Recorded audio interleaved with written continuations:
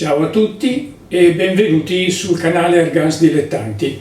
Questo è il 9º episodio e la protagonista è una carabina match, la Tesro RS100. Parleremo delle sue caratteristiche e la vedremo anche in azione ai 25 metri. Sigla!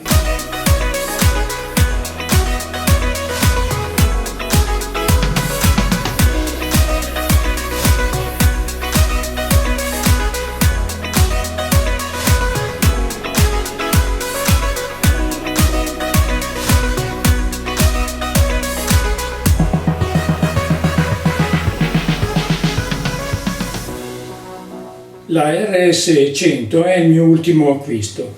Tutte le mie carabine sono dotate di ottica e io avevo voglia di provare una carabina match con dioptra per provare a cimentarmi nel tiro accademico a 10 metri e nel bench rest a 25 metri con dioptra.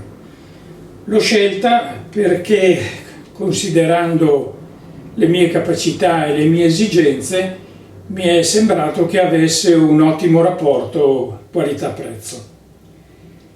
Prima di vederne le caratteristiche, qualche informazione sulla Tesro. La fabbrica Tesro sta a Bachingen, una località della Germania.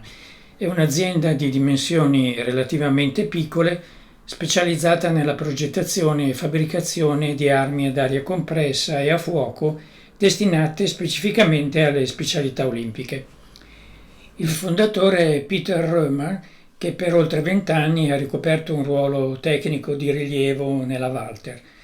Dopo l'acquisizione della Walter da parte della Umarex, Peter ha lasciato la società e ha fondato la Tesro Technology Shooting Römer, puntando sulla qualità dei materiali e delle lavorazioni. La carabina ad aria compressa RS100 è fornita in 3 versioni, la Basic, la Pro e la Signum.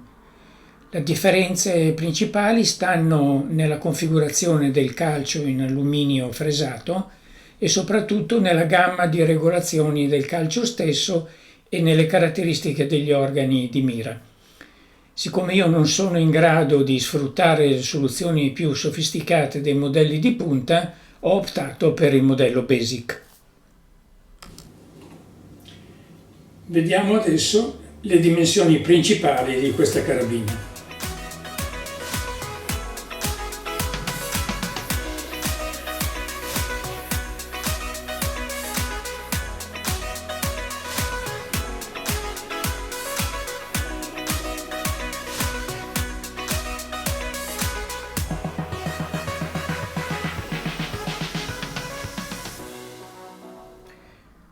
La qualità costruttiva della carabina si vede già dalla prima occhiata e si riscontra anche negli accessori. Qui il set di chiavi, il tappo per lo sfiato del serbatoio e l'accordo di ricarica in acciaio. La carabina è accompagnata dal manuale e dalla prova di tiro a 10 metri, 5 colpi. Nella vista senza serbatoio non ci sono particolari in plastica, alluminio fresato per il calcio e in alluminio il copricanna che non è incollato e quindi si può svitare, separare dalla canna. Vedete il bottone per la sicura e lo scatto a vuoto che vedremo poi. Ottima la qualità dei legni laminati, grilletto e scatto completamente regolabili, l'impugnatura è regolabile come pure il poggiamano scorrevole nella rotaia, il calciolo regolabile, non le 2 alette separatamente, anche il poggiaguancia si sposta in verticale e anche lateralmente con un certo gioco. L'impugnatura è veramente confortevole e perfetta. Terminale di volata con il tunnel che ha una possibilità di aggiustamento longitudinale. Il serbatoio ha un volume di 0,18 litri e può essere caricato fino alle pressioni di 300 bar, assicurando così un'autonomia di circa 400 tiri. Ecco il caricamento. Qui vedete il bottone rosso indica carabina armata. Se lo si schiaccia, la carabina è insicura ma con lo scatto a secco attivo.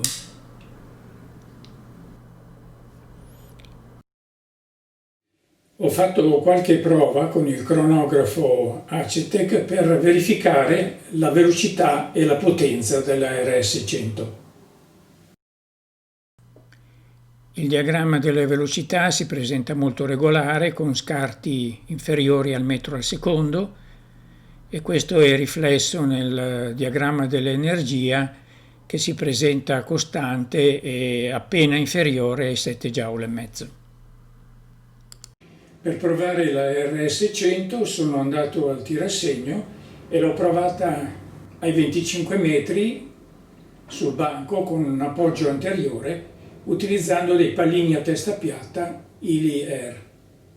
Questo è il bersaglio per bench rest con diotra che ho scaricato dal sito Brac Italia.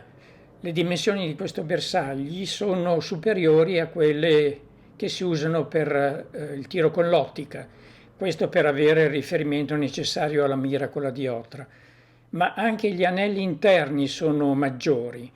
Siccome mi interessava fare un confronto diotra cannocchiale, ho in pratica incollato sopra il bersaglio per la diotra il centro del bersaglio per il cannocchiale. Ho ottenuto così questo bersaglio un po' anomalo. Nei bersagli 5 o 6 ho segnato in rosso rispettivamente il concetto di mira con il cannocchiale e con la diotra. Ovviamente il cannocchiale ha in più il vantaggio dell'ingrandimento.